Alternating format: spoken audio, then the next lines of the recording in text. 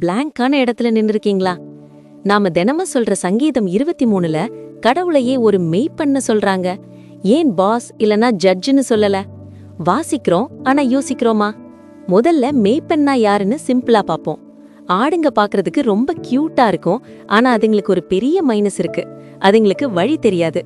தி Google map. ஒரு மெய்ப்பன் அந்த ஆடுகளுக்கு கூகுள் மேப் மாதிரி. எப்போ எங்க போகணும், எப்போ ரெஸ்ட் எடுக்கணும்னு அவருக்கு தான் தெரியும்.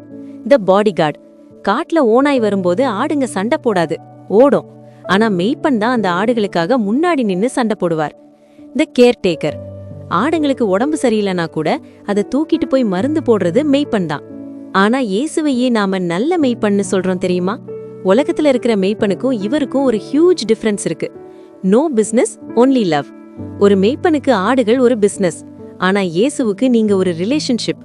உங்களை ஒரு ஆடா பார்க்காம தன் உயிரை விட மேலான ஒரு பிள்ளையா பாக்குறவர். தி சாக்ரிஃபைஸ். உலகத்துல ஆடு செத்து போனா மெய்ப்பன் கவலைப்படுவார், ஆனா இங்க ஆடு செத்து போக கூடாதுன்னு மெய்ப்பனே தன் உயிரை கொடுத்தார். இது எம்பியாவது நடக்குமா? ஜிபிஎஸ் ஃபெயில் ஆகாது. உங்க கரியர் குழப்பமா இருக்கலாம், ரிலேஷன்ஷிப் கஷ்டமா இருக்கலாம், ஆனா இவரை மெய்ப்பனா ஏத்துக்கிட்டா ஐ வில் கைட் யூன்னு அவர் கேரண்டி தரார். மத்தவங்க உங்களை ஒரு ஆப்ஷனா பார்க்கலாம், ஆனா இயேசு உங்களை ஒரு பிரையாரிட்டியா பாக்குறாரு. ஒருவேளை நீங்க கூட்டத்தை விட்டு தடமாறி போய் தனியா நின்னுட்டு இருந்தா கூட உங்களை தேடி வர அவர் தயாரா இருக்கார். ஏன்னா he is the best shepherd ever. உங்க லைஃப்ல யாரை நம்புறதுனே தெரியலன்னு தோணுன தருணம் இருக்கா? எஸ்னு கமெண்ட் பண்ணுங்க, நாம பேசலாம்.